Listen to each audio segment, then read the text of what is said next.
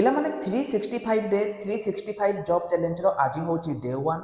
ଆଜିର ଭିଡ଼ିଓରେ ମୁଁ ଆପଣଙ୍କୁ ଜଗତସିଂହପୁର ଡିଷ୍ଟ୍ରିକ୍ଟରେ ଯେଉଁ ଜବ୍ ଆସିଛି ତା ବିଷୟରେ କହୁଛି। ପିଲାମାନେ ରେଗୁଲେଟେଡ୍ ମାର୍କେଟ କମିଟି ଜଗତସିଂହପୁର ତରଫରୁ ଆପଣଙ୍କର ଏକ ନିଯୁକ୍ତି ଆସିଛି।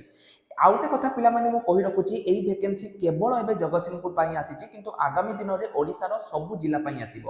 এই ଯେଉଁ ରେଗୁଲେଟେଡ୍ ମାର୍କେଟ କମିଟି ରହିଛି ତା ତରଫରୁ ଗୋଟେ ଆପଣଙ୍କର କ୍ଲର୍କ ଭେକେନ୍ସି ଆସିଛି। ଯଦି ଆପଣଙ୍କ କ୍ୱାଲିଫିକେସନ୍ +3 ପାସ୍ ରହୁଛି ଏବଂ ଆପଣଙ୍କ ପାଖରେ କମ୍ପ୍ୟୁଟର ନଲେଜ ଅଛି, ଆପଣ ଆବେଦନ କରିପାରିବେ। ଏଠି ଆପଣଙ୍କ ବୟସ ଯଦି 21 ରୁ 38 ବର୍ଷ ମଧ୍ୟରେ ରହିଛି ଆପଣମାନେ ଆବେଦନ କରିପାରିବେ। ତା ସହିତ ଏଠି ଆପଣଙ୍କ ଯେଉଁ ଦରମା ରହିଛି ତାହା 19,900 ରୁ 68,000 ଟଙ୍କା ପର୍ଯ୍ୟନ୍ତ ଆପଣଙ୍କର ଦରମା ରହୁଛି।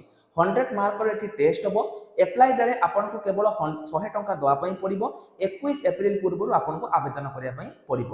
ଯଦି ଆପଣ ଆବେଦନ କରିବା ପାଇଁ ଚାହୁଁଛନ୍ତି କମେଣ୍ଟ ସେକ୍ସନରେ ଲିଙ୍କ ଅଛି, ଜଲ୍ଦି ଜଲ୍ଦି ଯାଆନ୍ତୁ ଏବଂ ଆବେଦନ କରିଦିଅନ୍ତୁ ଏବଂ ନେକ୍ସଟ ଭିଡ଼ିଓ ପାଇଁ ଅପେକ୍ଷା କରନ୍ତୁ। Thank you.